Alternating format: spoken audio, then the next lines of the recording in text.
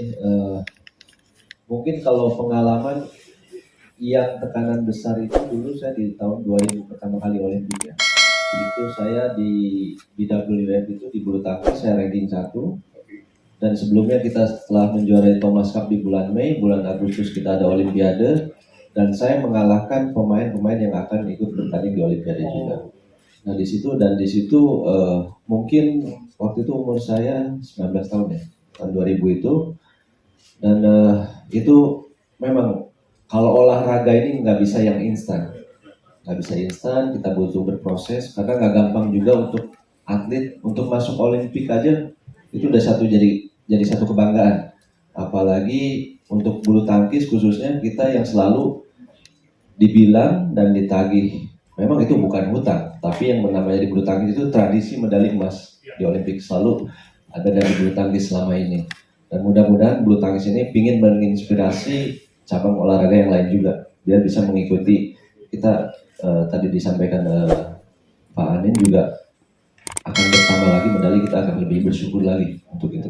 Nah pengalaman di situ buat saya prosesnya yang lebih susah ya, lebih susah. Nah itulah proses yang di tahun 2000 saya kalah di quarter final, itu jadi pelajaran untuk Olimpik berikutnya. Karena di 2004 saya punya pengalaman di situ, saya yang tadinya memang gak ada ranking, masuk pun itu di last minute. Saya itu mestinya nggak masuk juga, tapi Korea ada pengurangan 1, jadi saya masuk di ranking 16 di situ. Nah di situ memang butuh perjuangan yang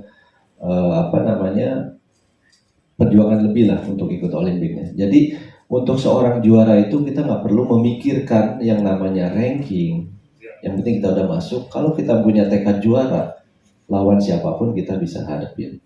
Nah mungkin untuk saya ngelihat kemarin dari proses, kebetulan saya juga dengan Mas Chandra sebagai mentor di bulu tangkis, Mas Chandra di ganda putra, saya di tunggal putra. Yang saya selalu sampaikan akan tinggal sebulan lagi nih Olimpik itu ke Jonathan dan ke Ginting ini.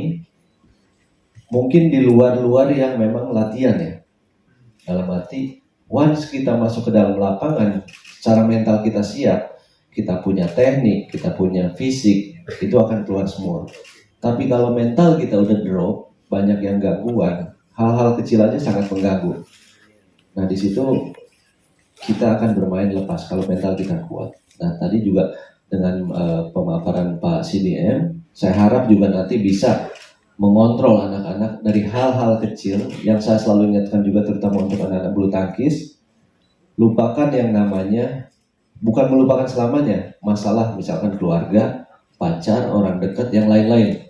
Kita fokus untuk Olimpik ini, karena kita tahu Olimpik ini 4 tahun sekali. Anggaplah kita ini Olimpik yang terakhir.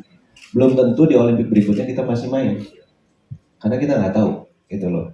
Jadi saya harap hal-hal yang kecil, mungkin nanti juga saya titip pesan buat tim dari NOC, dari Pak CDM juga untuk memang benar mengetreat anak-anak ini tahu person to person, dan mereka pasti punya karakter yang beda-beda. Dan saya harap juga untuk atlet ini lupakanlah yang semua itu, karena gangguan-gangguan kecil itu akan membawa ke lapangan itu. Apalagi mungkin tipikalnya beda anak dulu sama anak sekarang ya. Yes. Sekarang ini apalagi zaman sosial media. Nah, kalau mereka baper, mereka yang namanya terganggu dengan itu, mendingan nggak usah baca. Kalau mereka kuat siap ya baca, tapi anggap aja angin lalu gitu. Jadi saya harap sayang gitu dengan latihan yang panjang, yang instan, yang konsisten dari awal sampai akhir masuk Olimpik terganggu dengan hal kecil.